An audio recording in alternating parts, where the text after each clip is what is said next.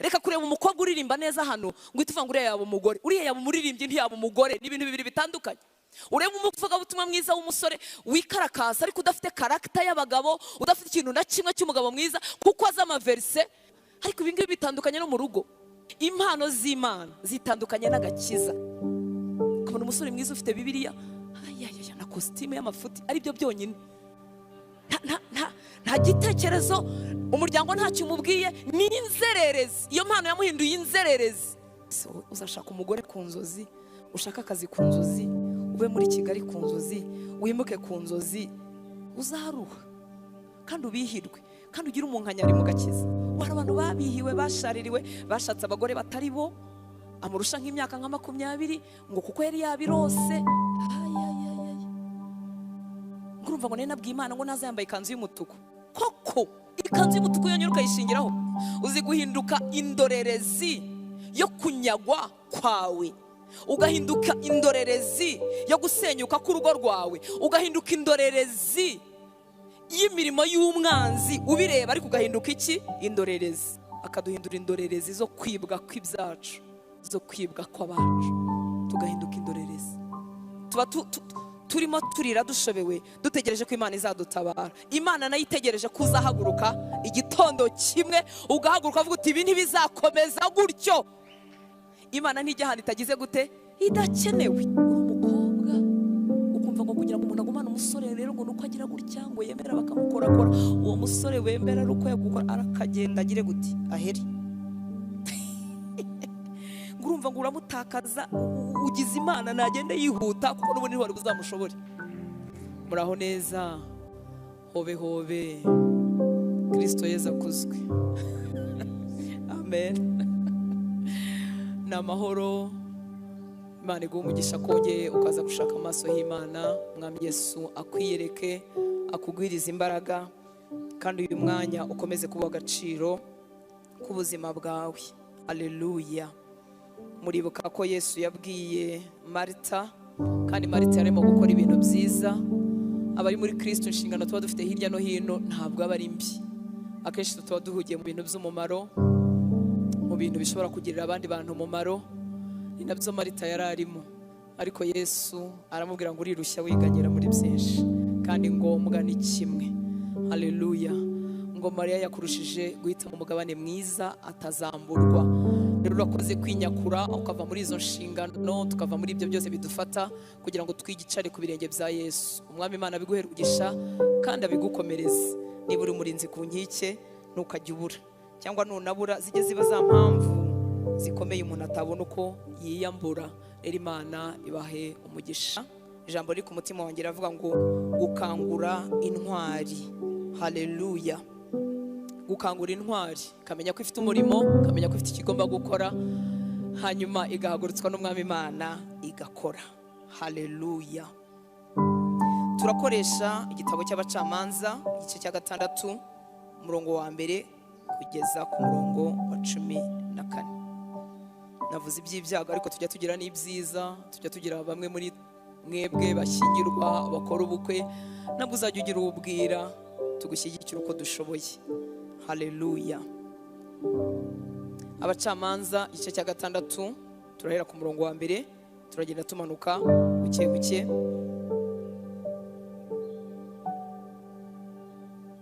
Niba twahageze dusome. Byiringiro byanjye nuko buri murinzi ku nkike yakwitoza gukunda ijambo ry'Imana no kuribamo. Haleluya. Byiringiro byanjye murabishyigikiye. Yesu ashimwe cyane. Waba uduhemukiye, udutereranye, ariko nawe witengushye, turamutse tubanye iyi minsi yose tumaranye, ukaba n'ukuri nta ntambwe uratera yo kwitoza kuba mu ijambo ry'Imana. Dutangira turisoma cyangwa se dutangira turyumva n'abandi, turyumva rivuga mu audio n'ibindi bitandukanye, tukarenga aho ngaho tukanaryiga, tukarenga aho ngaho tukitoza kuritekerezaho kugira ngo rihindure imitekerereze yacu. Iyi si n'akaga kayo n'imibabaro yayo ntuzayibasha ijambo ry'Imana ritaravugura imitekerereze yawe. Muranyumva nshuti z'Imana, ritumara impagarara, ritumara ubwoba, riduha gutunga igitekerezo cya Kristo muri twebwe. Umuntu ahinduka utsindwa iyo yakijijwe, ariko ijambo ry'Imana ntirigira umwanya muri we. Kubera iki? Umwanzi arabizi kukwemerera ukagera hano ariko ibitekerezo byawe akabigumana, mbese bikaguma nk'uko byari bimeze kera utarahura n'umwami. Niki kibihindura? Ni ijambo ry'Imana rigwiriye muri twebwe. Niyo mpamvu kugira ngo ijambo rigwirire mu mitima yacu ni urugamba rwo mu mwuka, nshuti z'Imana. Haleluya. Umwanzi rwose ntazagukomera amashyi urisoma, azaguteza ibitotsi n'umunaniro mwinshi bituma ijambo ritaza n'impinduka muri wowe. Imana itugirira ubuntu. Haleluya. Twebwe dukora icyo dusabwa gukora, Mwuka Wera we arizerwa azarishorera, ariko kurijyamo ukabumbura Bibiliya ukarisoma ukariha umwanya ukitoza kuritekerezaho, ni wowe ubigiramo uruhare. Mu murimo dukora byabindi tubakangurira gukurikira Bibiliya, iyo turimo gusoma tugira ngo turi codinge, ako nagaciyemo kugira ngo nkwibutse ko nabizi ko namwe bijya bibabaho. Umuntu ashobora kuba arimo gusoma ijambo ry'Imana ariko mu kanya ibitekerezo bye bikagenda, akaba yacuruza, yarera umwana, yakwambuka ibihugu akagera nko muri Amerika kandi arimo gusoma, kandi ku munwa utarekeye aho wakomeje gusoma, ariko wajya kureba ugasanga urangije igice cyangwa imirongo runaka nta kintu na kimwe wumvise. Ni njye nyine bibaho kuko iri jambo rirarwanywa. Iyo bikubereye gutyo rero urongera uragaruka, ntabwo ubyihorera, ntabwo uvuga uti njyewe sindyumva ntacyo nkuyemo, urongera ukagaruka ukongera ugasoma kugeza igihe ugize ikintu usigarana. Amen. Mama yagarutse nyine n'amabwiriza yo menshi. Abacamanza igice cya 6, reka dusome kuva ku murongo wa 1. Ngo Abisirayeli bakora ibyangwa n'Uwiteka. Uwiteka abahana mu maboko y'Abamidiyani imyaka 7. Abahana cyangwa arabareka, batsindwa n'Abamidiyani. Ngo nuko Abamidiyani banesha Abisirayeli, batera Abisirayeli gushaka aho kwihisha mu bihanamanga byo mu misozi no mu mavumo no mu bihome. Kandi Abisirayeli barangizaga kubiba, Abamidiyani bakazamuka n'Abamaleki n'Ab'iburasirazuba bakabatera. Barabarekaga bagahinga, bakareka bakagira ibyo bakora, bamara kubikora ababanzi babo bakazamuka, ngo bakagandikayo bagasiribanga imyaka yabo ukageza igaza, ntibabasigire na ruminja naho yaba intama cyangwa inka cyangwa indogobe mu Bisiraheli. Ngo bazamukanaga n'amatungo yabo n'amahema yabo basa n'amarumbo y'inziki. Niba mujya mubona ukuntu inzuki zimuka ari ikirundo kinini, uko niko bazaga ari benshi cyane, bakazanya n'amatungo, bakazana n'ingabo, bakaza ari benshi cyane kugira ngo ntagire icyitwa umurima, ntagire icyitwa itungo, ntagire icyitwa ikimera gisigara mu Bisiraheli.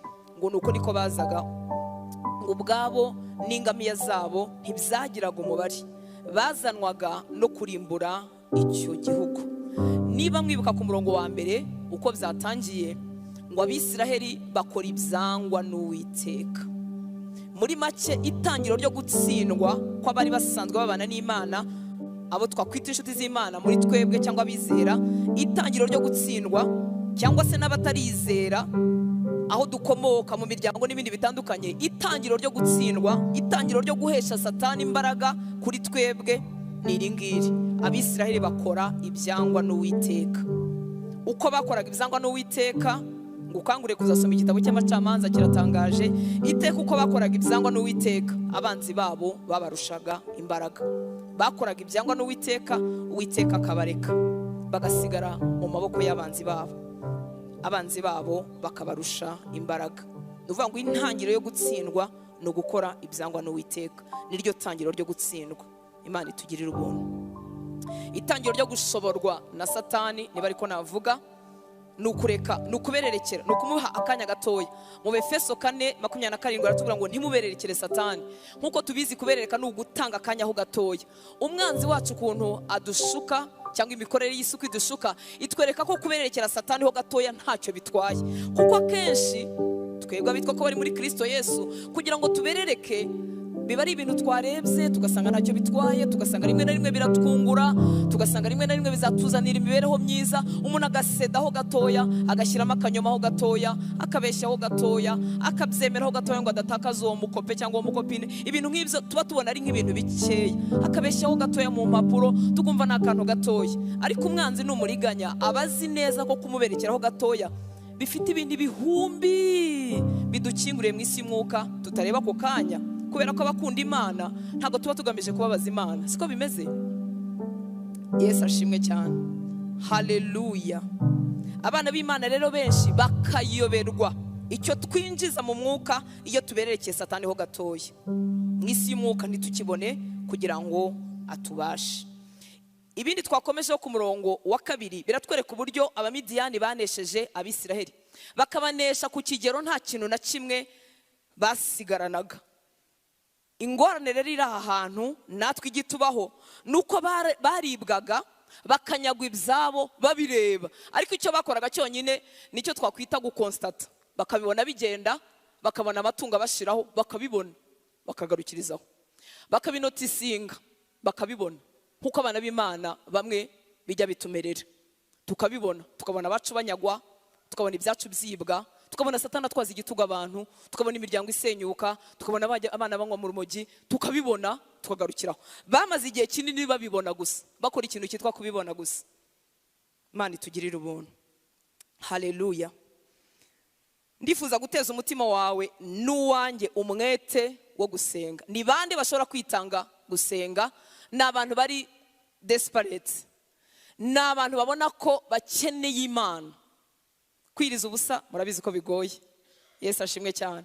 Kubyuka mu gicuku ugasenga cyangwa mu gitondo cyangwa ninjoro, gushyira umwanya wawe ukawukura mu bindi bintu wari kuba arimo ukawutanga gusenga biragoye, kandi twese biratugoye. Kandi tuba dufite ibintu byinshi cyane birimo biduhamagara kugira ngo tubikore twe gusenga. Ninde rero ushobora kwitanga mu gusenga? Ni umuntu uzi neza ko akeneye Imana, ni umuntu uzi neza ko ubutabazi bwe ategereje kuri icyo kintu buzava gusa imbere y'Imana.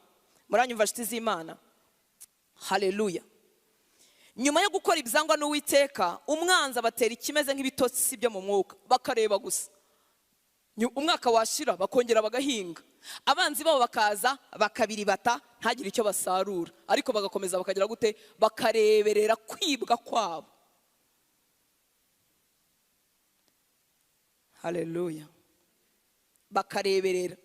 Uzi guhinduka indorerezi yo kunyagwa kwawe, ugahinduka indorerezi yo gusenyuka k'urugo rwawe, ugahinduka indorerezi y'imirimo y'umwanzi ubireba, ariko ugahinduka iki? Indorerezi.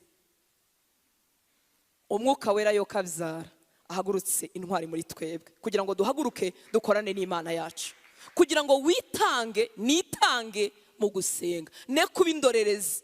Ni nkaho umujura yakwinjira iwawe umufiteho ubutware, byibuze ubashije no kuvuza induru nayo ntuyivuze, ukifata neza nk'umuredi wiyubashye, umugentleman wiyubashye, ukifata neza, agasohora televiziyo, agasohora intebe, ugakomeza ukifata neza.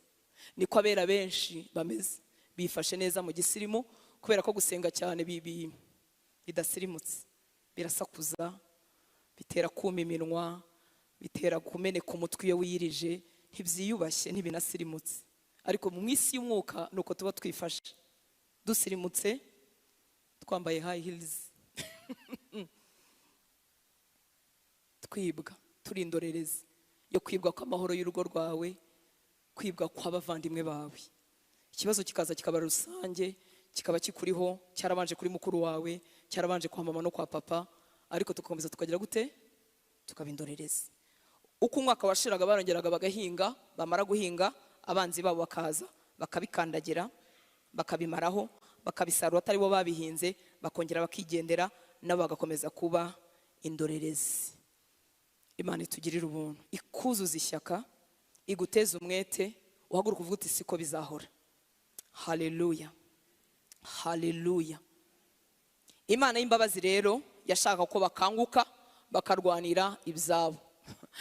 Inzira z'Imana ziratangaje, zimwe zidusiga cyangwa ziducika cyangwa tutumva, tutanakunda, kandi nanjye ndimo muri abo batazikunda. Nuko Imana ijya yemera ko birushaho kuba bibi, kuko irareba byabaye bibi mu ntangiriro. Hortense ntiyakanguka, Jeanne ntiyakanguka, Jean Paul ntiyakanguka, kandi ari bibi. Dukomeza twimere nk'uko twari tumeze. Imana y'imbabazi ikemera bikarushaho kuba bibi, ngo irebe byibuza ko nakanguka, irebe byibuza ko wakanguka. Imana itugirire ubuntu. Muri iki gitabo cy'Abacamanza, iyo ugarutse ku gice cya 3, umurongo wa 1 n'uwa 2, haravuga ngo ayo mahanga niyo Uwiteka yari yarekeye kugira ngo ayageragereshe Abisiraheli, cyane cyane abatamenye intambara zose z'i Kanani. Hari umuntu wumvise uwo murongo? Ayo mahanga niyo Uwiteka yari yarekeye kugira ngo ayageragereshe Abisiraheli, cyane cyane abatamenye intambara zose z'i Kanani. Imana ibasigaho nkana, kuko hari ubundi bwoko butazi intambara kandi butuye mu isi ifite ubutware bw'umwijima, kuko batazi intambara kandi umwanzi azabarwanya. Imana isiga abanzi hafi aho kugira ngo nabo bazatozwe intambara, kuko kurwana ko bazagira gute? Bazarwana. Ku murongo wa 2 ngo kugira ngo ab'ibihe by'Abisiraheli byose bamenyerezwe iki? Bamenyerezwe iki? Reka duhe Imana y'imbabazi icyubahiro. Haleluya. Imana y'imbabazi izi ko Satani agifite igihe cyo gukora, yifuza ko amaboko yawe yamenyerezwa intambara, kuko ugomba gukira warangiza ugakiza n'abandi.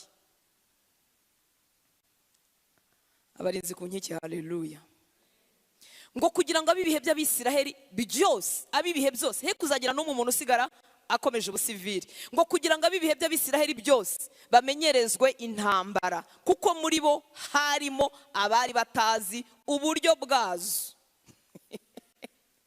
Muri make, mu migambi y'Imana harimo kukwigisha uburyo bw'intambara ninye gushyiraho zose. Haleluya. Wakwibaza uti ibyo byose byambaho kuko sinzatagangare, sinzapfe? Oya, mu mbabazi z'Imana ntabwo ibintu byose bizakugeraho.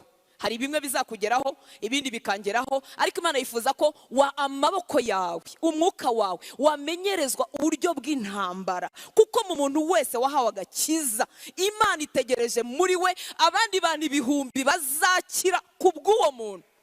Haleluya. Amaboko yawe natamenyerezwa intambara, abagombaga gukira muri we ntibazigera bakira. Nta gakiza kanyamwigendaho kabaho, nubwo abantu benshi ariko bafite, ariko ntikabaho, ntikanagenwe. Ubu bwami duhagazemo ni ubwami bw'uruhererekane. Haleluya. Kuva kera abantu bizeye umwami bagendana nawe, bemera gupfa, barangije ibyo ngibyo babihereza generasiyo zikurikiraho, kugeza na n'uyu munsi turacyavuga Yesu nta shuri yasize atangije, nta monima yubatse, nta murage yasize ku isi, kubwo abahungu n'abakobwa bitangiye ubwo bwami. Haleluya. Iyo batabwitangira nta butumwa bwiza twari kuba dufite, ariko buracyariho, kuko abo bagabo n'abagore bajya baboneka. Niyo mpamvu rero nta gakiza k'umuntu umwe kabaho. Yesu ashimwe cyane. Imana ikurobanura iwanyu ugakizwa, kwari kugira ngo ukizwe, umenyane na Yesu, ibitekerezo byawe bihinduke, hanyuma nurangiza utozwe kurwana, kugira ngo ibyari biri iwanyu bitubaha Imana bikurweho nawe, Imana ikoranye nawe. Katumuha icyubahiro. Haleluya. Yatugiriye ubuntu aduha agakiza yo kabyara. Wadukuye mu miryango itazi Imana, yaratwizeye. Ubu ni ukwizerwa n'Imana. Imana rero iragutegereje. Haleluya. Hanyuma iratoza amaboko yawe intambara zitandukanye. Mwuka wera amfashe wowe nanjye dusohore mu kwibaza ngo why me? Why me? Why not you? Kuko watoranyijwe n'Imana kugira ngo ukomere, uzakomeza abandi. Watoranyijwe n'Imana kugira ngo Imana ikwigishe, umenye ko intambara y'umwuka ibaho, witoze gusenga bigoye, ugere igihe ubimenye, ugere igihe ubitoza abandi, kugira ngo ubwami bwa Satani busenyuke, izina ry'Imana rihabwe icyubahiro mu gihe cyawe. Haleluya. Imana ishimwe cyane. Ayo mahanga rero Uwiteka rero yaretse nkana, ayareka nkana. Uze gukomeza kino gice cya 3 kiratangaje. Yabaretse nkana bagoma aho ngaho igihe kigeze, ngo kandi Imana ngo yarabaretse ngo kugira ngo ibageragereshe, ngo irebe ko Abisiraheli bazakomeza kubaha Uwiteka baturanye n'abantu batubaha Imana. Abanyabyaha bazahoraho bakwegereye, barya amafaranga mukorana muri ofisi, wowe wabuze essence cyangwa wabuze ya moto, bayarye mwegeranye. Uture muri ghetto y'intizanyo, kuko utaragira amafaranga yawe, urarane n'abasore basambana, Imana ibyemere. Ayi. abasore haleluya. Ngo Imana yeretse aya mahanga hafi yabo ngo irebe ko bakomeza kubaha Imana baturanye n'abanyabyaha. Imana ibikora nkana. Marezo baratsinzwe, murabizi ko batsinzwe. Ngo igihe cyarageze barongorana n'abakobwa babo baravanga, barangije baramya imana zabo. Ni ibi bikurikiraho byo gutsindwa kwa buri munsi muri iki gitabo cy'abacamanza. Imana ntiyananiwe gukuraho ikintu na kimwe mu bintu bikwegereye, nta na kimwe yananiwe kugezayo kure yanjye, nta na kimwe. Ariko hari ikigero cyo gukomera kw'amaboko yawe yo mu mwuka, n'ikigero byo bintu bizavaho. Haleluya. Hari ikigero cy'ubutesi ugomba gutakaza, n'ikigero bizavaho kugira ngo ukomere nongize ukomeza abandi. Hari abantu badashobora kwemera imihamagaro. Nanjye uvuga ngo nanjye ngira ngo nari mbarimo. Badashobora kwemera imihamagaro badaciye muri biriya bagomba gucamo. Kandi twese nitwanga imihamagaro ntibandi bazakorera Imana. Ko Imana ikeneye abakozi. Muribuka mu byifuzo bya Yesu yabwiye abigishwa be ngo nidusabe nyiri bisarurwa. Yohereza iki? Abasaruzi. Kubera iki? Ibisarurwa ni byinshi ariko abasaruzi bahora ari bake. Kubera iki? Kuko dushaka kiza kanje njyewe ngenyine. Mana unyijyanire uzanyigereze mu ijuru amahoro, unyihere ibyo nshaka byose. Haleluya. Reka tugaruke muri iki gice cya 6 cy'abacamanza. Tujye ku murongo wa 6. Umwuka wera arifuza guhagurutsa intwari iri muri wowe imbere.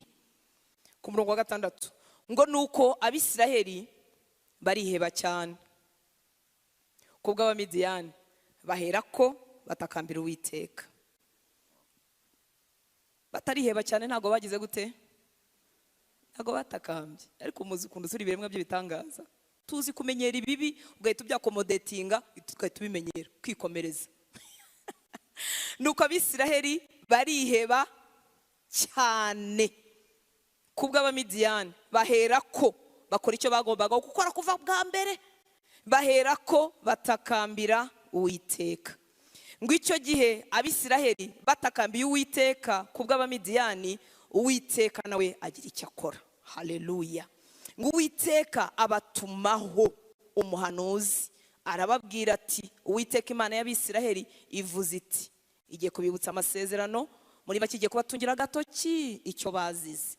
Ngo Uwiteka Imana y'Abisiraheli ivuze iti, nabakuye muri Egiputa no mu nzu y'uburetwa, nuko mbakiza amaboko y'abanyegiputa n'amaboko y'ababarenganyaga bose, mbirukana imbere yanyu mbaha igihugu cyabo. Ndababwira nti ndi Uwiteka Imana yanyu. Mwe kubaha imana z'Abamori bene iki gihugu murimo, ariko mwanga kugira gute? Kunyumvira. Ntibarakizwa amaboko y'abanzi babo, ariko byibuza bahawe hint, bahawe akamenyetso kabereka aho byapfiriye. Ntari igihe ushaka kumenya aho byapfiriye nuko byagenze, burya naryo n'itangiro ryo gutabarwa. Haleluya. Byibuze umenya uko usenga, umenya uko urasa, umenya uko urwana, kandi hari ukuntu umutima wawe uhita uterwa umwete iyo umenya aho byapfiriye. Kubwo kuremba kwabo, kuko bamerewe nabi, kuko bihebye cyane, noneho bibutse icyo bagombaga gukora kuva ku ntangiriro, bibateye gutakira Uwiteka. Ushobora kwibaza uti ko Imana igira imbabazi, kuki itabatabara batarataka? Nuko bataba bagize gute? Bakeneye Imana. Imana ntijya ahantu itagize gute? Idakenewe. Haleluya.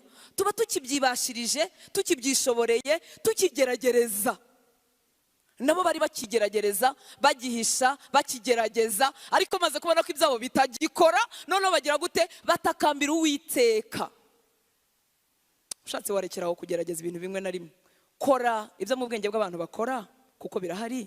Imana yaturemye turi biremwa biteye ubwoba, bifite ubwenge, bivumbura, binoza, bikora. Kora ibyo ubwenge bugomba gukora.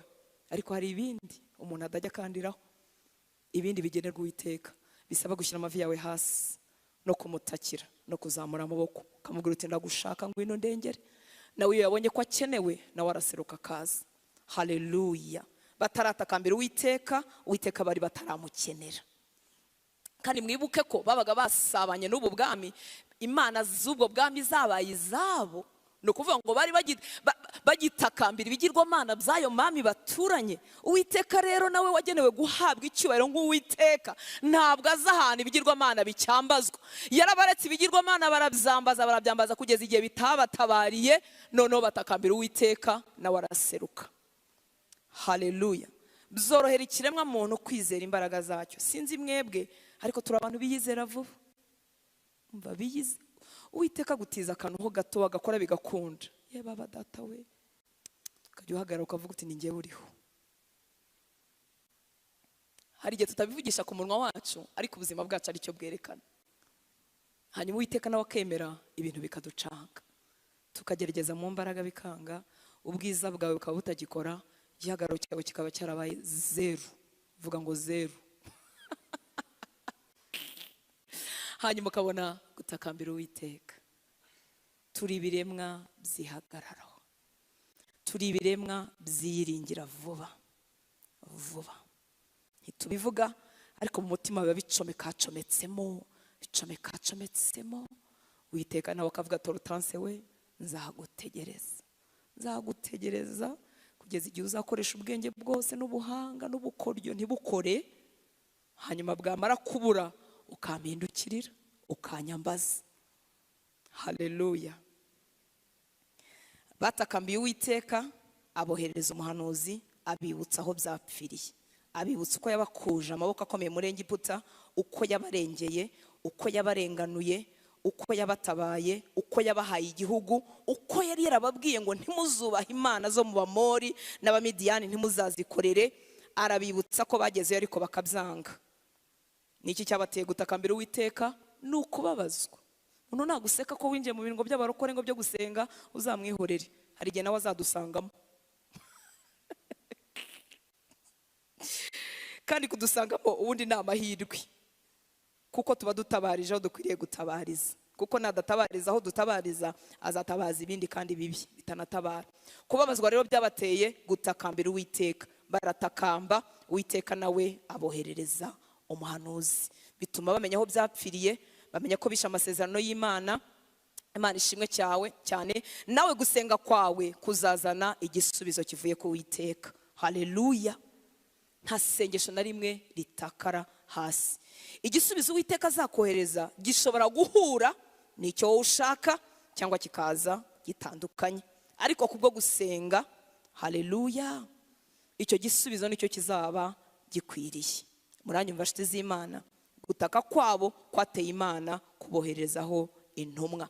Ku murongo wa 11 ngo nuko marayika w'Uwiteka araza.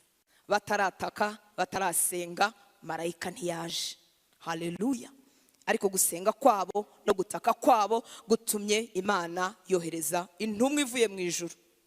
Ngo nuko marayika w'Uwiteka araza, yicara munsi y'igiti cy'umwera cyari muri Ofura kwa Yowasi w'Umwabiyezeri, umuhungu we Gidewoni yasekuraga ingano mu muvure, bengeramo vino ngo azihishe Abamidiyani. Hari umuntu wumvise ubu buzima bwo kwihisha? Haleluya. Ukaba uhagaze mu buzima, kubaho bisaba kwihishahisha,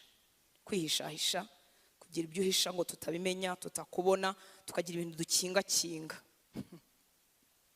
kugira ngo ukinge bakanaka batabibona, ntibambone, ntibabimenye, ntibamenye uko twaraye. Kandi nabo bafite ijisho rigenda nabo rikagira gute, rikabimenya. Bajya babimenya kandi twabihishe, bakabimenya kandi tutabivuze.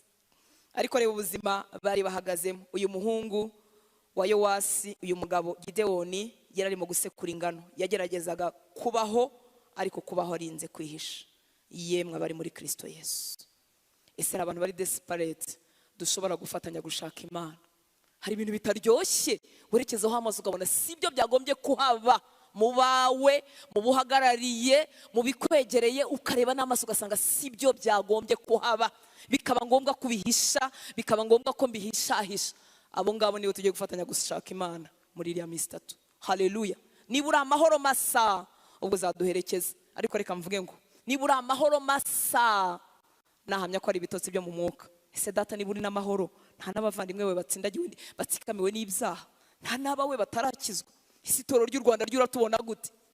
Ese iki gihugu cyo cyuzuyemo imihanda, mu mihanda harimo abasinzi, abasore batoya n'abakobwa batoya beza, n'ingo zisenyuka. Ese ibyo byo ntacyo bikubwiye?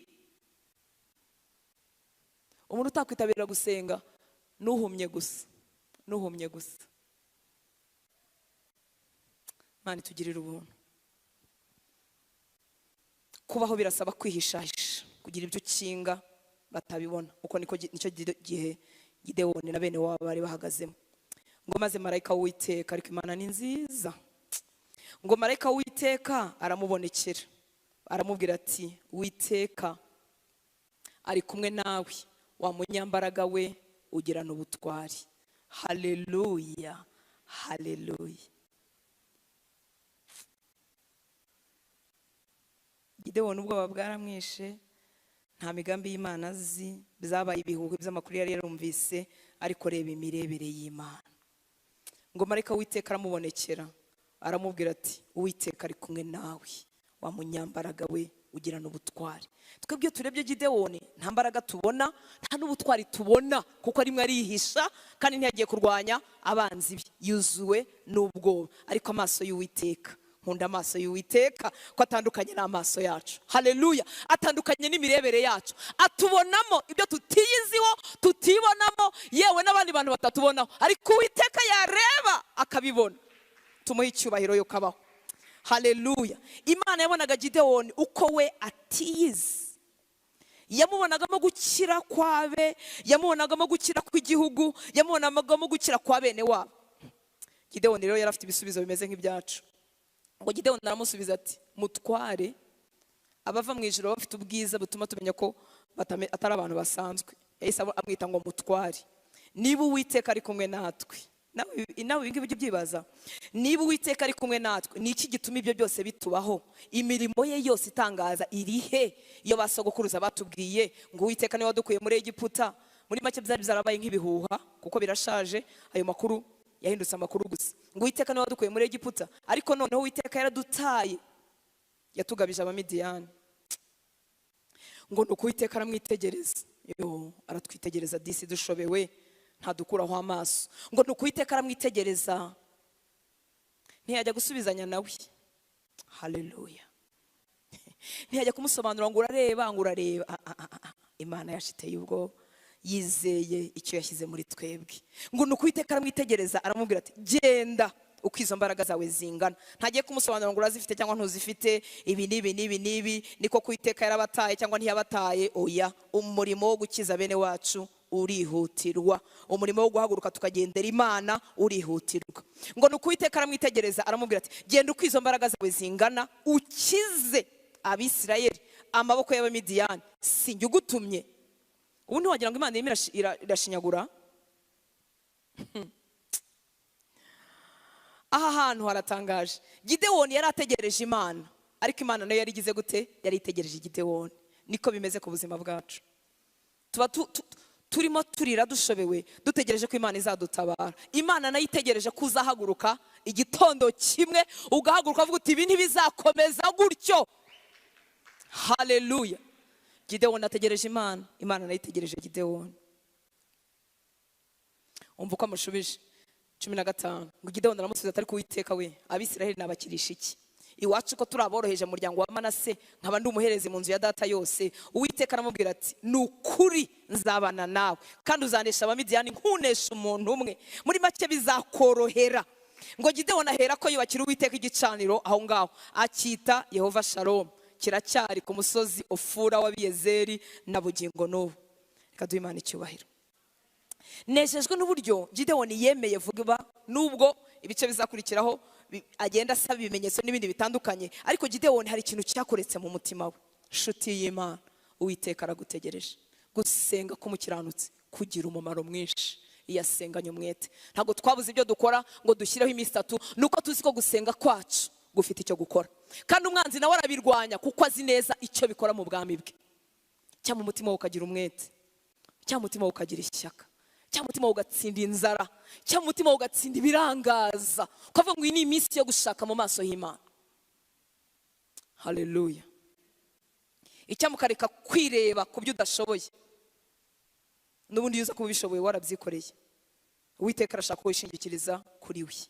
Ibi ngibi Gideon avuga twese twabivuga, nzabakirisha iki, wacu turaboroheje, sinzi gusenga, sinzi kuvuga, sinabyishoborera Mana, ubuse ibintu byavaye, ubuse ningewe Imana yabonye, ubuse ningewe, dufite ibintu byinshi twasubiza Imana, ariko Uwiteka amusezeranye ko azabana nawe nkuko yasezeranye ko azabana natwe. Abahaguruka bose Uwiteka ahagurukana natwe. Haleluya. Tujya turangiza icyiciro kimwe cy'ibyo twasengeraga, nawe ubwawe wasubiza amaso inyuma ugatangarira Imana ukavuga uti Uwiteka we, ahantu twahatambukanye gute, reka tumuhe icyubahiro. Haleluya. Wahanambukije ute, byashobotse bite, reka gutera kumuha icyubahiro. Cyangwa umutima wawe ugakanguka ngo Uwiteka aramubwira ati nukuri nzabana nawe kandi uzanesha Abamidiyani nkunesha umuntu umwe. Gideon ahise abyakira, yemera ko Uwiteka avuganye nawe. Ngo Gideon ahera ko yubakira Uwiteka igicaniro aho ngaho, akita Jehova Shalom, kiracyahari na bugingo n'ubu. Haleluya. Icyamira ijambo nturifate nk'irya Hortense ngo bimenyere ubishyire mu yandi magambo yandi wanyumvanye, ukamenya ko Uwiteka arimo kuvugana nawe, kugira ngo ahagurutse intwari iri muri wowe. Uhaguruke, Uwiteka agira ibyo agukirisha kuri wowe no kubakwegereye. Mwibuke ko atari impanuka imiryango twavutsemo, si impanuka imiryango twashatsemo cyangwa yadushatsemo, si impanuka kuba wegeranye n'aba bandi wegeranye nabo. Abubaha Imana, abatayubaha, abatazi iyo biva n'iyo bijya, abapfuye nabi, abo Satani twaje igitugu, si impanuka kuba Imana yaremeye ko wegerana nabo, nuko Uwiteka yiteguye gukorana nawe kugira ngo mugire ibyo mukiza. Haleluya. Umurimo wo gukiza abantu, ububata bwa Satani urihutirwa, si uwo gupostponinga, si uwo kuranzika, si uwo kujyana kera. Ngo nuko ijoro ry'uwo munsi, mwumva uburyo birimo gukorwa vuba. 25 navuye kuri 16 njya kuri 24, hanyuma ngiye kuri 25. Ngo nuko ijoro ry'uwo munsi Uwiteka aramubwira ati Enifizi ya so ntoya wende n'indi ya kabiri imaze imyaka 7, maze usandaze igicaniro so yubakiye Bali, uteme Ashera iri hafi yacyo. Nta bintu byo gukerererwa, nta bintu by'imikino, ngwino tugende mu murimo. Nezerewe Gideon. Nuvuga ngo umutima wa Gideon wari amaze kwemerera Imana. Ubundi umutima wa Gideon utemerera Imana, ibi bigirwa Imana bya senteri bitingiye kubikoraho. Muranyumva nshuti z'Imana. Haleluya. Cyangwa umutima wo kwemerera Imana, ukavuga uti Imana ndi hano gukiza umuryango wanjye, ndi hano ubuzima bwanjye buhuzwe n'umugambi wawe, buhuzwe n'icyo wandemeye, ndi hano Mwami unkize kureberera ibyanjye byibwa, unkure mu ndorerezi zitagira icyo zikorana nawe. Amahame y'Imana nuko ari ntacyo twabihinduraho. Imana yaje gushaka Gideon, yari inaniwe kubyikorera buriya, yari inaniwe kurimbura Abamidiyani kabazingazinga mu kanya gatoya, ariko imikorere yayo iteka ikorana n'umuntu. Haleluya. Kuko isi Imana yayihaye abantu, Imana ntiyivuguruza. Cyami cyo kibazo ukagishyiraho akadomo, aho kwirwa baza ngo ubuse ngo kubera iki, ngo ngewe ngo gute se ngo Imana ngo yibishaka. Umurinzi ku nkike ntakwiriye kuba mu bantu bavuga ngo ubuse ngo Imana ngo ibishaka, ngo yarabikoze. Irabishaka cyane cyane cyane, ariko yabuze Gideon. Ntabwo Imana mu migambi yayo harimo kuba ubwoko buzatsikamirwa n'Abamidiyani. Muranyumva nshuti z'Imana? Ntabwo Imana mu migambi yayo harimo yuko abawe batsikamirwa na Satani, batwazwa igitugu na Satani. Ntabwo biri mu migambi y'Imana. Umurinzi ku nkike ntakwiriye kuba mu bantu bavuga ngo Imana nibishaka. Come on. Imana nibyemera, yabyemeye kera. Icyambere ishaka abantu bose bakizwa. Haleluya. Ishaka abantu bose baberaho icyo yabaremeye. Irabishaka wikwirirwa ibyibaza, ahubwo yabuze wakwemera guhaguruka nka Gideon. Nuhaguruka Imana izakorana nawe. Ntiwitanga gushaka amaso y'Imana, Imana izaduhishurira ibintu tutari tunazi ko bibaho. Umwanzi n'icyo akora, araturangaza akaduhindura indorerezi zo kwibwa kw'ibyacu, zo kwibwa kw'abacu, tugahinduka indorerezi. Tukareba uwa mbere agenda, tukareba uwa kabiri agenda, tukareba uwa gatatu agumirwa, tukareba uwa kane ahinduka ingumba, tukareba uwa gatanu akorera Satani, tugahinduka indorerezi zo kwibwa kw'abacu. Abantu bose bakwegere niba warakijijwe, nagira ngo nkubwire ko bashinzwe. Uravuze ngo Hortense nawe urakabya. Oya ntabwo nkabye. Abantu bakwegereye bose urabashinzwe niba warakijijwe. Kuko gusenga kwawe gufite icyo kwakora, gufite icyo kwahindura ku buzima bwabo. Haleluya. Ngo nuko ijoro ry'uwo munsi 25, ngo nuko ijoro ry'uwo munsi Uwiteka aramubwira ati enifizi ya so ntoya wende n'indi ya kabiri imaze imyaka 7, maze usandaze usenye ntukerererwe, usandaze igicaniro so yubakiye Bali, uteme Ashera iri hafi yacyo. Ibi ni ibintu byo kumaramaza no kwiyemeza ukavuga uti niba ari ugupfa ndapfa, ariko ibya Satani birasenyuka. Turaza gusoreza ko intambara yacu twebwe atari iy'umubiri. Ngo maze wubakire Uwiteka Imana yawe. Iyo ni Imana imuvugana nawe, Uwiteka aravugana nawe kuri wa marayika w'Uwiteka. Ngo maze wubakire Uwiteka Imana yawe igicaniro ku kanunga kubatsweho igihome, kandi ubikora ugize gute? Ubyitondeye. Haleluya. Kandi wende imfizi ya kabiri uyitambe igitambo cyoswa, ucyosheshe inkwi za Ashera uri buteme. Temagura Ashera, temagura byose yubatse, ibicaniro yubakiye Bali, utemagure kandi byose ubikora ubyitondeye nkuko Uwiteka yakubwiye. Kandi ni muri iryo joro kuva Uwiteka yamusura nta mwanya wo gutakaza uhari. Ubundi iyo tumaze gukizwa nta mwanya wo gutakaza uhari. Icyakora tuwutakaza tutari twamenye, kubera ibyo tutazi tukawutakaza, tugakomeza kuba nkuko twari turiho, tutazi ko isengesho ryacu rigira icyo rimara, tutazi ko kumvira Imana kwacu kugira icyo kumara, tukaberekera Satani, tutazi ko dufunguriye ibintu ibihumbi bizasigara biturwanya. Ariko umaze kumenya ukuri nta mwanya wo gutakaza ubuhari. Muranyumva nshuti z'Imana? Iryo joro marayika yamusuye, iryo joro niho ibi byose byabereyemo. Asenyera Bayali, atemagura Ashera, byose abihindura inkwi. Kandi Uwiteka aramubwira ngo byose ubikore ubyitondeye. Kuri 27, ngo nuko Gidewoni ajyana abagabo 10 bo mu bagaragu be, abigenza, akantu kararyoshye, abigenza nk'uko Uwiteka yamutegetse. Yaravuze ati ibyo twakoze mu buryo bwacu dushaka aho byatugejeje narahabonye, kuva uyu munsi ngewe Gidewoni ngiye kujya mbikora nk'uko Uwiteka yavuze. Cyaduhabaninze ku nkiki. Haleluya. Abagore n'abagabo, abasore batoya n'inkumi bavuga ngo ngiye kujya mbigenza uko Uwiteka yategetse. Ntitaye ku by'abantu basigara bavuga, ntitaye ku byo mpomba, ntitaye ko bazambwira ngo ndi umuswa, ndi umuturage sinzi ibigezweho, ngiye kujya mbikora nk'uko Uwiteka yategetse. Mwaretse tukareka kuvanga. Haleluya. Mwaretse tukemera kurwanirirwa n'Uwiteka. Kwemera kurwanirirwa n'Uwiteka ni ukuvuga ngo nzabikora uko Uwiteka yabitegetse. Ibicamo bizacemo, bitazacamo nzamutegereza. Koko kabura umurinzi ku nkike, uri umukobwa ukumva ngo kugira ngo umuntu agumane umusore rero ngo nuko agira gutya ngo yemera bakamukorakora, uwo musore wemera ari uko yagukora arakagenda agire guti aheri. Ngo urumva ngo uramutakaza, ugize Imana nagende yihuta kuko n'ubundi wari buzamushobore. Ngo urumva ngo akazi ngo wabonye isoko ngo ntuwitware gutya ngo biba ari ubuswa.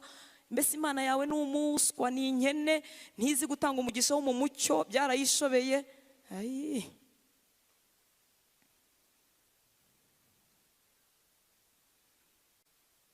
Ubwenge bwinshi butubuza kwiyiriza, ngo urumva, ngo urareba, ngo umuntu yirije rero ngo amara, ngo urabona ngo amara manini ngo ukuntu ahereza. Mbese ubwenge bwinshi wize butumye amahame y'umwuka atagira hafata, ngo amara manini ngo ahereza amato, ngo urumva ngo iyo ntaki. Ntabyo numva. Imana yavuze ibyo gusenga no kwiyiriza, ivuze mu isezerano rya kera, ibivuga muri shya ntibirahinduka, nzabifata gutyo nk'umwana mutoya hanyuma tugende. Haleluya.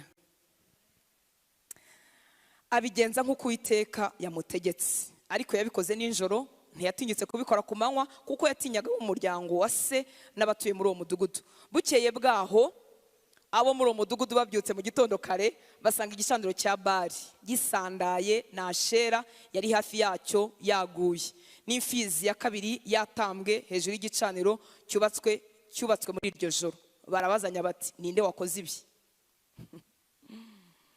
Barabibaririza bamenya ko ari Gidewoni mwene Yowasi wabikoze. Amasengesho yose dusenga si ngombwa ngo tuyasenga abantu bumva.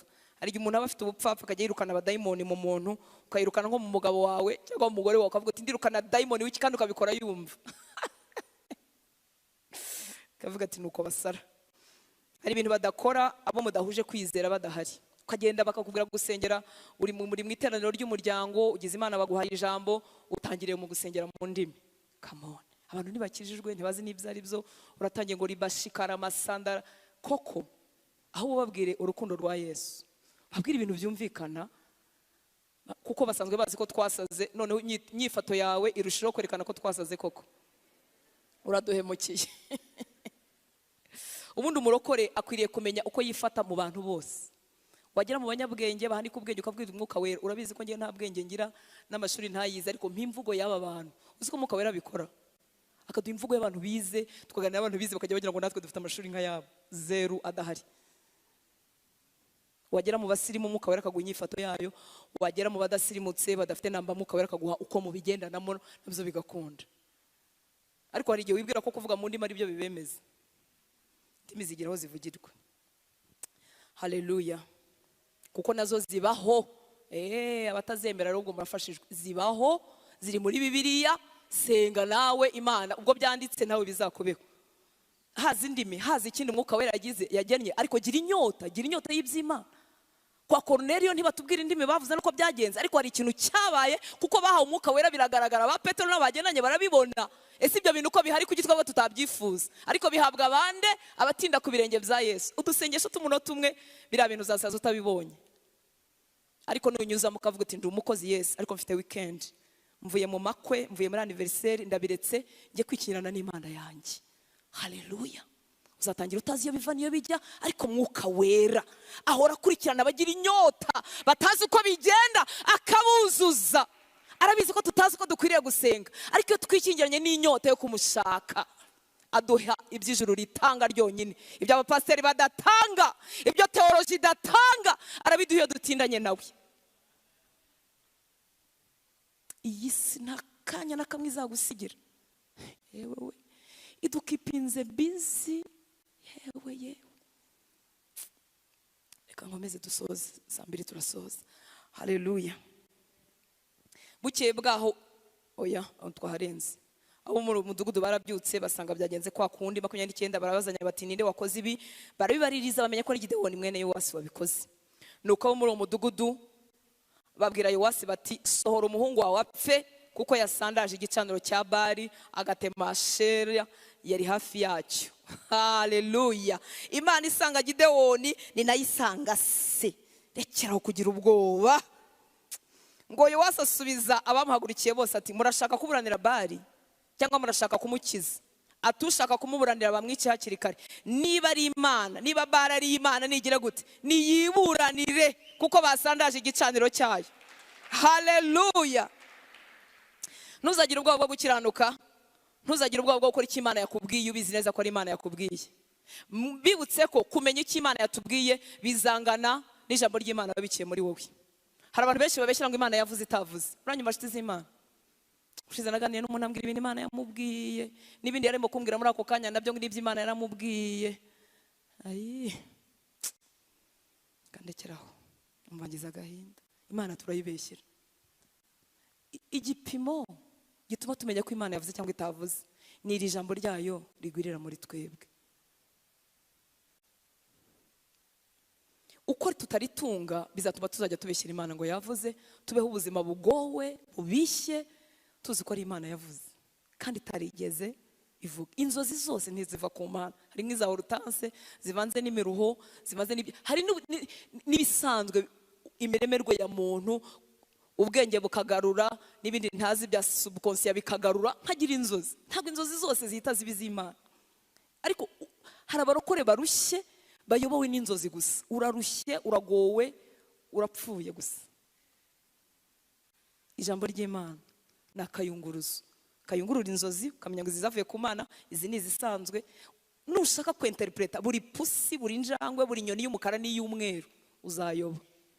None hariho n'ikindi kinyoma, uhamagara kana ukamubwira inzozi zawe, ukamubwira ngo akubwire icyo zivuga, ukongera ugahamagara nge, ukongera ukaduhamagara turi bane, turaje tugucange rero kuko turakubwira ibintu bitandukanye, none ugacanganyikirwa. Iyo umuntu arose kandi ukumva inzozi zaze zifite uburemere muri we, kuko zibaho, kumva zigusize mu buryo butandukanye no kwa rumeze. Imana yacu ntivugira ubusa kandi ntijajwa. Urongera ugasenga, ugasaba Imana kugira ngo igubwire ibyo warose ibyo ari byo. Ushobora kutabimenya kuko wenda uri mu ntambwe za mbere z'agakiza. Reba umuntu umwe uri mu ijambo ry'Imana utaravangiwe, umugisha inama. Kandi nawe nagusobanura azakubwiraho gatoya kangana nuko yamenye, kuko tutamenya byose. Uzashaka umugore ku nzozi, ushaka akazi ku nzozi, ube muri Kigali ku nzozi, wimuke ku nzozi, uzaruha kandi ubihirwe, kandi ugire umunkanyari mu gakiza. Hari abantu babihiwe, bashaririwe, bashatse abagore batari bo, amurusha nk'imyaka nka 20 ngo kuko yari yabirose. Ngurumva ngo nabwiye Imana ngo naza yambaye ikanzu y'umutuku.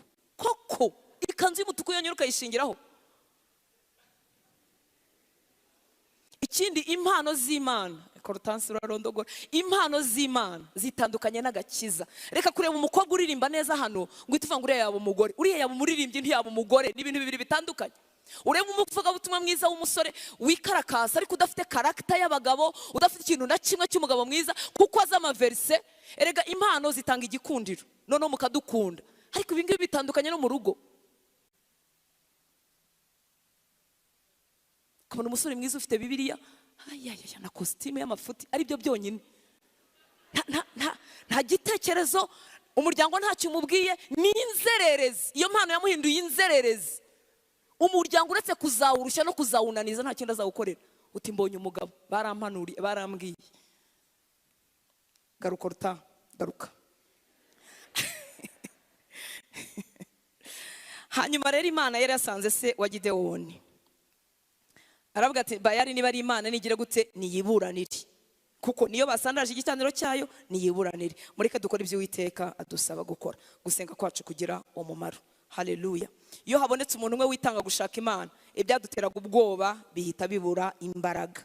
Mwibuke ko yagiye kubisenya ninjoro afite ubwoba, atazi uko biri bugende, ariko kuko yumviye Imana, yitanze, yemeye ko Imana izamukoresha gukiza bene wabo. Uko kwitanga bituma ibyari biteye ubwoba byose byamburwa imbaraga. Intwaro ya mbere Satani afite akoresheje ibihe birebire, agikoreshana n'uyu munsi, ni ukudutera ubwoba. Iyo aguteye ubwoba aba akubashije. Ariko iyo twitanze gukorana n'Imana, ibiduteye ubwoba ntitumenye igihe byamburiwe imbaraga. 32 nicyo cyatumye uwo munsi Yowasi yita Gidewoni Yerubali, avuga ati Bali ni murege, kuko yasandaje igicaniro cyayo. Abamidiyani bose n'abamareki n'abirasirazuba bateranira hamwe, barambuka bagandika mu kibaya cy'Yezereli. Uyu murongo wa 33 uwumvi. Haleluya. Urugamba Gidewoni yarutangije, ariko abanzi babo barushijeho kuza ari benshi. Iyo umuntu agize ubwoba mwene ahangaha ntabwo aharenga. Umva uko bigenda. Iyo utangiye kwitanga mu gukizwa neza, mu kubaha Imana, iyo utangiye kwitanga mu gusenga, bimbera nko gukoza agati mu ntozi. Satani ahita ahaguruka n'imigabo n'imiganda. Abana b'Imana rero benshi ntabwo barenga hano. Bahita bavuga ati iyo nsenze birushaho kuba bibi. Abo byabayeho, haleluya. Ngo iyo nsenze birushaho kuba bibi, none agahita abyihorera. Oya, ahubwo igira imbere. Igira imbere, uhangane nawe, azimuka, azahunga. Ngurumva ngo iyo nsenze ngo nibwo inzozi mbi ziza. Iyo nsenze ndota bansambanya kandi ntabirotaga. Iyo nsenze ngo koko hari abana b'Imana cyo tuganira akarira ati kuko nari ndi muri 40 jours abari bwo njya kwikinisha, nari ndi muri 40 jours abari bwo nsamba ngo muzi, nari ndi muri. Bimeze nk'ukoza agati mu ntozi. Watangije urugamba wirekeraho, ahubwo komeza umwanza hunge. Kuko Satani nawe ababona ko hari ikintu kibaye, nawe agagurukana n'ingabo ze zose, agahamagara kiyunga, agaterateranya ibyahe kugira ngo utarenga aho ngaho. Ariko numenya kuri muri wowe akomeye cyane kuruta ukorera mu isi, uzasenya ubwami bwa Satani. Imana ishimwe cyane. Haleluya. Baraje bose bagandika mu kibaya cy'Yezereli, abanzi babo bariteranya, baraza baruzura. Uzumva tuvuga ngo kuva twatangira gusenga byarushaho kuba bibi n'ibindi nk'ibyo ngibyo. 34 Imana iha Gidewoni ku mwuka wayo. Haleluya. Ngo ahera ko avuza ikondera, ab'Yezereli bateranyirizwa aho ari. Ngo atuma impuruza mu gihugu cya Manase cyose, nabo bateranira aho ari. Atuma izindi muri uko mugabo wari ufite ubwoba, wavuga ngo bene wacu nabakirisha iki, ko ndi umuhererezi, ko ntazi byose ntabyo nzi, ariko Uwiteka muhaye ku mwuka we. niwemera gukorana n'Imana ntuzagenda wenyine, Uwiteka azaguha ku mwuka we. Nuhaguruka gusenga, nuhaguruka kwitanga, ukavuga ngo ubwami bwa Satani bugomba gusenyuka muri uyu muryango navutsemo, Uwiteka azaguha ku mwuka we, azakuzuza imbaraga ze, uzasigara utangara ibyo wakoranye n'Imana. Ngo atume impuruza mu gihugu cya Manase cyose, nabo bateranira aho ari, muri make batangiye kumwemera, arahamagaye ngo bahure bakorera Imana. Ngo atume izindi mu Basheri no mu Zebuloni no mu Nafutali, ngo barazamuka ngo bahure. Nshuti z'Imana, ubumwe bw'amasengesho busenyera ubwami bwa Satani. Iwanyu ufite abantu bakeya bakijijwe, cyangwa se ufite inshuti, hagurutsa ababyemera bose mufatanye gusenga. Nugira umugisha ufite umuryango wawe umwe, babiri se, inshuti zawe se, gira ubumwe bw'amasengesho, ugira abantu mufatanya, baba parteneri mu masengesho, murebe uburyo ubwami bwa Satani busenyuka. Murabizi uburyo umwanzi arwanya buno bumwe. Abuje abagore n'abagabo bombi ari abarokore, ababuje gusenga. Abuje abavandimwe bose ari abarokore, batatu babiri bangahe, ariko babuza gusengera hamwe, kuko azi imbaraga z'ubumwe bwanyu. Ongera witange, uhamagare abari uhagarara kuri icyo gicaniro kugira ngo cye kuzima. Tangira rimwe mu kwezi, bibe kabiri mu kwezi, bibe rimwe mu cyumweru, mushireho umunsi muhuriyeho wo kwiyiriza ubusa no gusenga. Muhurize hamwe, murebe uburyo ubwami bwa Satani busenyuka. Imana ishimwe cyane. Haleluya. Reka ndangirize kuri iki cyanditswe cyo mu Bikorinto ba 2:3-5. Ndasoma muri bibiri ijambo ry'Imana. Mwuka wera arimo arakangura intwari iri muri wowe, kugira ngo wongere ugaruke, wemere gukoreshwa n'Imana. Muri buka itangiro ryo gutsindwa kwabo nuko bagize gute? Bakoze ibyangwa n'Uwiteka. Bakoze ibyangwa n'Uwiteka. Bakoze ibyangwa n'Uwiteka, niho gutsindwa kwabo kwavuye. Niyo mpamvu nugira umugisha wo gusenga, ntukibagirwe kwihana ku bwawe no ku bwa bene wacu. Ibyo duhagazemo uyu munsi byinshi bikomoka ku bantu banze gukora ibyo Uwiteka ashaka. Uretse n'ibya kera n'iby'uyu munsi, ushobora gusanga uri umukijijwe kandi nawe akaguru kawe kamwe karacyari hanze kandi kari mu rusengero, ariko uzengurutswe n'abakora ibyo Uwiteka yanga. Ibyaha bimeze nk'ibitambo mu bwami bwa Satani. Ibyaha ni ibitambo mu bwami bwa Satani, bimuha imbaraga. Umuntu avuga ati nta mafaranga niririye, nisambaniye se, nako kugira ngo bibe byiza ntimubyita gusambana, mubyita gukora sex, bikaza biri sexy, bivugitse neza, kugira ngo ntibyica.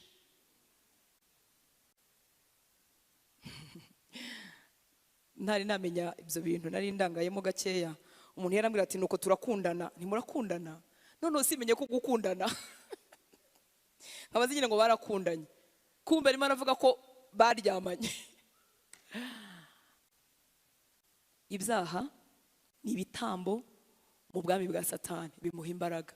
Niyo mpamvu bene wacu abatwaje igitugu, Satani abatwaje igitugu kugira ngo bikomeze bihe ubwami bwe imbaraga. Gukiranuka, gukora ibyo Uwiteka ashaka, kumvira Imana mu gatoya na kanini, nabyo ni ibitambo muri ubu bwami bw'umucyo turimo. Haleluya. Muribuka Yesu yaravuze ngo umwami w'iyisi, umutware w'iyisi arimo araza, ariko ntako ari bunshobore. Kubera iki? Ntacyo kigize gute kindimo. Ntushobora gusenya ubwami ukora ibimeze nk'ibyo muri ubwo bwami.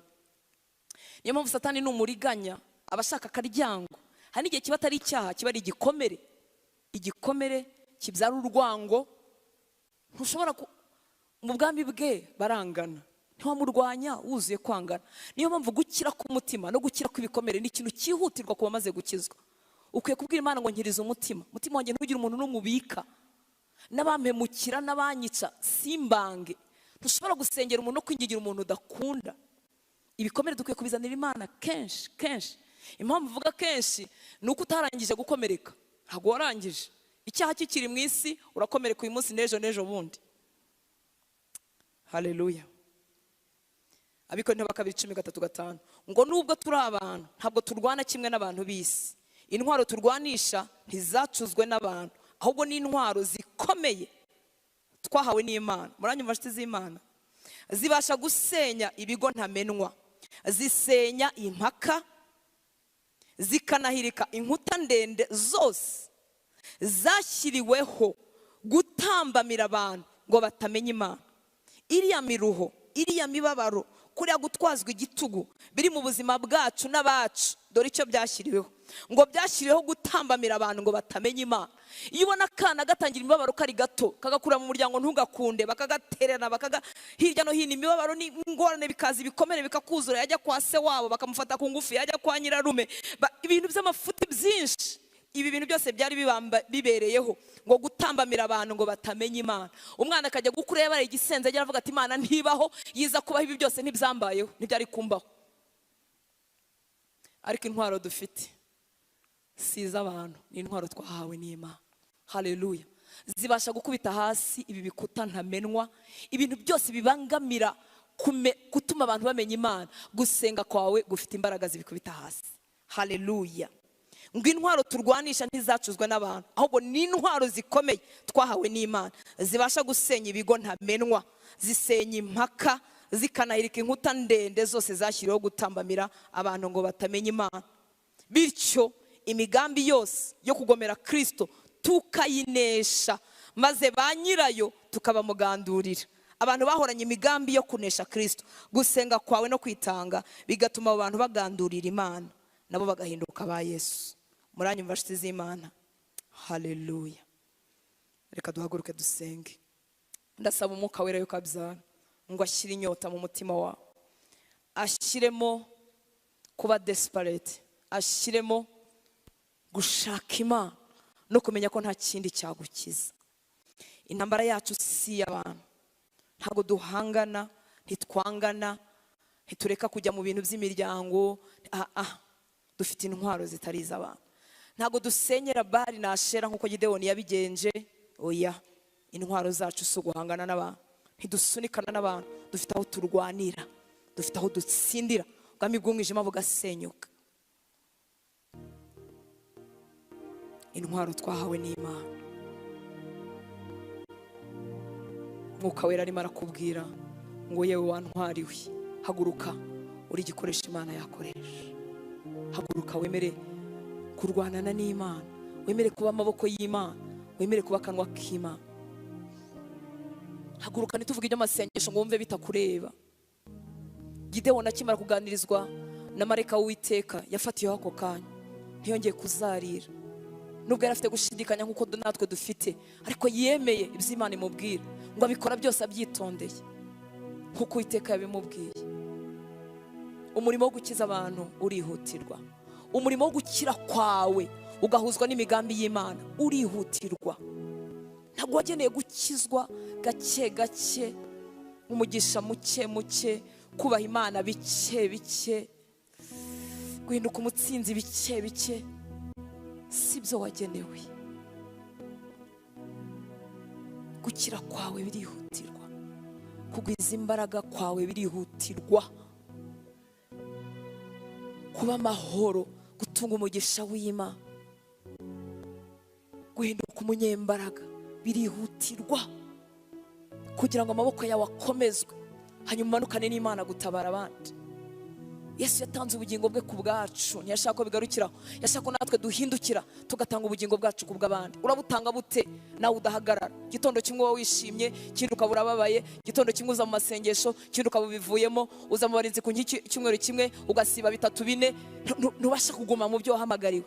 Gukira kwawe birihutirwa, gukomera kwawe birihutirwa, imbaraga zo kuba uko Imana ishaka birihutirwa.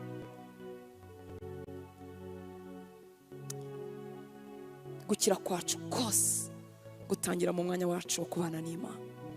Ufite intege nkeya mu kintu runaka, ntubasha guhamya ubuzima bwawe, ntubasha guhamya Kristo, gutandukanwa ukubayeho bitandukanye n'ibyo wizeye, ibyo byose biri muri Kristo Yesu. Uratwikiriwe, ntubasha gusoma ijambo ry'Imana, uratwikiriwe, ntubasha gusenga, uratwikiriwe, igitekerezo cya Kristo nikiguma muri wowe, iby'isi birakuzuye. Nutindana na Yesu, nutinda mu ijambo ry'Imana, ibyo byose bizakurwaho. Ariko ndakwinginze, twe gutangaza gusenga no kwiriza ubusa ngo wumva ari iby'abandi, wumva atari ibyawe. Kandi we gusenga ngo ngire mu minsi yo gusenga nurangiza umere nk'umuntu utanasenze. reka tumusabe Mwuka Wera adushoboze. Ashyira inyota, yashyira n'inyota ugatangira n'ejo utadutegereje. Yashyira inyota mu mutima wawe, kwitanga, ugashaka Imana. Umurimo ni mugari. Imana irashaka gutoza amaboko yawe kurwana. Ni wowe Imana ifite rega yakiza, yakoresha gukiza bene wacu. Ni wowe Imana ifite yakirisha abanyarwanda. Ni wowe Imana ifite yakirisha aba generation yawe. Reka kwipfusha ubusa. Imana yabwiye Gidewoni ngo nagende nk'uko imbaraga ze zingana, zari muri we ariko zipfutswe. Niyo mpamvu Umwuka Wera yifuza gukangura intwari iri muri wowe. Uri umumaro mu bwami bw'Imana, uri ntasimburwa. Ntufite undi muntu n'umwe mumeze kimwe ku isi. Uri umwihariko mu maso y'Imana. Uri unique. Ndi unique. Nabona bakora nk'ibyo nkora bakanabirenza, ariko mu maso y'Imana ndi umwihariko. Nawe uri umwihariko mu maso y'Imana. Data, tukuzamuriye amaboko iki kigoroba. Tuguhaye imitima yacu, tuguhaye ubuzima bwacu, turakwihaye Mwami w'abantu. Reka ikintu cyose cyari kidutsikamiye, kitubuza gukoreshwa nawe, kitubuza kukwemerera. Ubwoba se butuzengurutse, gutsindwa se bituzengurutse, kumva atari twebwe wakoresha, n'ibindi byinshi tutanazi, ibyaha se bitwitsindiyeho, ubunebwe n'ibindi byose bitubuza kugendana nawe. Turabiguhaye Mwami w'abantu, tugusabye imbabazi aho twabaye indorerezi, twibwa, ibyacu byibwa, abacu bibwa, tukaba indorerezi, tugakonstata, tukanotisinga, bikagarukira aho ngaho Mwami w'abantu. Tugusabye imbabazi. Mwuka Wera agenda hagati muri twebwe. Hagurutse intwari iri muri uyu musore, hagurutse intwari iri muri uyu mukobwa, hagurutse intwari iri muri uyu mugore itwikiriwe, hagurutse intwari iri muri uyu mugabo itwikiriwe.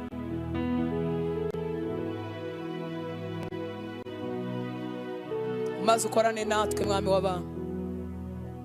Turakwihaye, turakwiyeguriye. Twuzuza inyota mu mitima yacu, twuzuza ishyaka, cyebukisha amaso yacu uyakure ku bitagira umumaro. Utubabarire aho twasinzira ari igihe cyo gukanguka, utubabarire aho twagwingiye itumenye intambara y'umwuka, utubabarire aho twari tugutegereje kandi nawe udutegereje, utubabarire, utubabarire ubupfafa bwose twagize muri uru rugendo, utubabarire. Shyira inzara n'inyota mu mitima yacu kugira ngo ugire ibyo wubakana natwe. Utwigishe kugukiranukira mu gatoya no mu kanini. Utwigishe kugira ibyo twigomwa. Imibiri yacu uyihe kunesha ibiduhamagara byose, ibitureshya n'ibiturembuza. Usohore aba bajene mu nshuti zitagira umumaro. Ubahe kunesha, ubahe gutandukanya n'ibibakerereza, kandi ufitanye nabo umugambi muremure. Hagurutsa aba bagore n'abagabo, ubakure mu gushoberwa gutuma batahindukira ngo berekeranye nawe aho uberekeza. Udushyire hejuru y'ibiturwanya, udushyire hejuru y'ibyatubashaga, tube hejuru yabyo kugira ngo dukore icyo duhamagarira gukora. Udukirishe, wuzuze ishyaka ryawe mu mitima yacu kugira ngo tubashe gutanga ubugingo bwacu ku batarakizwa, ku batarakumenya, ku bafite intege nke. Hagurutsa abasore, hagurutsa abakobwa, hagurutsa abagore n'abagabo muri twebwe bashobora gusenga no kwingingira abantu ndetse no kubabwira ubutumwa bwiza bw'ubwami. Uyu murimo urihutirwa. Shyira speed mu mitima yacu. Duhagurutse udukure muri zone comfortable. Ndagushimira ibyo urimo ukora mu mitima yacu. Ndagushimira ibyo tumenyesha umunsi ku munsi. Ndagushimira abo wahaye inzara n'inyota nawe urimo guhagurutsa. Turakuvuye ngo turakwemereye Mwami, udutume udukoresha uko ushaka. Saba umugisha abana bawe baza basiganwa mu nzu yawe kugira ngo bakubwire ibyuzuye imitima, nawe ubigisha inzira zawe, bagira umugisha, ubuzima bwabo bugira umugisha. Mwami, iyi gahunda y'amasengesho tuyishyize mu biganza byawe. Imibiri yacu ibe dispose, indwara, intege nke, ubunebwe, kwibwa byose biduhunge mu izina rya Yesu, kugira ngo imibiri yacu, imyuka yacu, ubugingo bwacu yitegurire gusabana nawe birushijeho. Twiteguye ibitangaza n'ibimenyetso hagati muri twebwe. twiteguye gukira, twiteguye kubohoka, twiteguye kwakira ibyiza byose udufitiye. Urakoze data, icyubahiro cyose nikikugarukire, mu izina rya Yesu dusenze, amen. Yesu abaho umugisha, abagire neza. Reka turamukanye duhane lifti.